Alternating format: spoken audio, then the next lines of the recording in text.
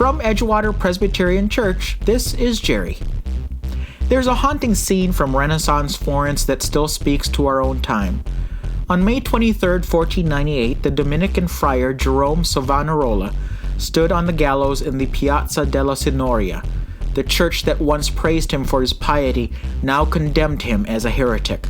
The same city that once gathered to hear his sermons now gathered to watch him burn. As the flames rose, someone in the crowd shouted, "If you can work miracles, work one now." And when the fire made his hand lift as if in blessing, the crowd panicked and scattered. It was as though conscience itself had momentarily reached out through the smoke to remind them that what they had done. Savonarola was no saint, and truthfully I never cared for his brand of religion. His iconoclasm, his hatred of art, his denunciation of beauty, his censorship of the imagination, ran contrary to everything that makes faith human and culture alive. But beyond that, his fearless voice against corruption remains admirable. He stood before popes, princes, and merchants, and told them that their greed was poisoning the soul of the city. He spoke against the rot he saw in both the church and the state, and he paid with his life. That story isn't trapped in the 15th century. It repeats itself whenever power wraps itself in holiness and calls injustice divine.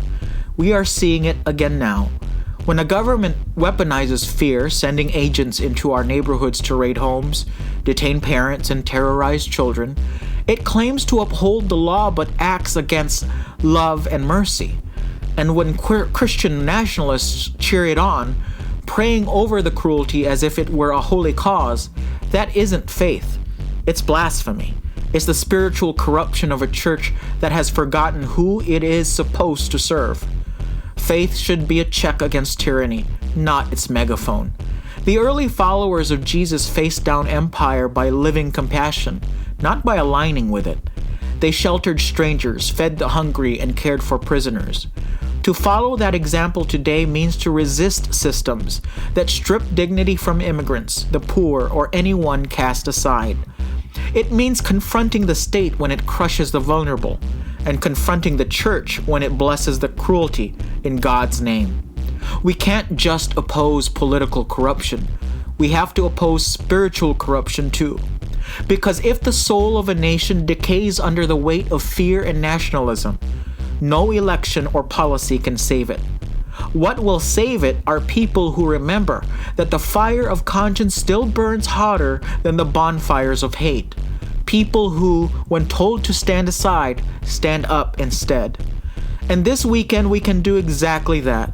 On No King's Day this Saturday, when people will gather at downtowns across the country to declare that no man, no ruler, no president stands above the people or above God, we can be Savonarola in our own way. Not by condemning art and beauty, but by speaking truth to power. Not by burning books, but by igniting conscience. We can stand shoulder to shoulder and say that tyranny has no place here.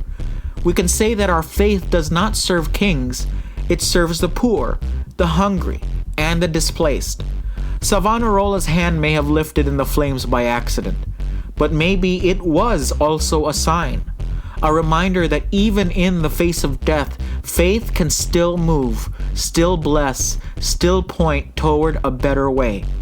And that's what we are called to do now, to keep faith alive in a world that would rather burn it down, to walk into the streets on No King's Day and say, with courage and clarity, that love is still stronger than fear, and conscience still burns brighter than any throne.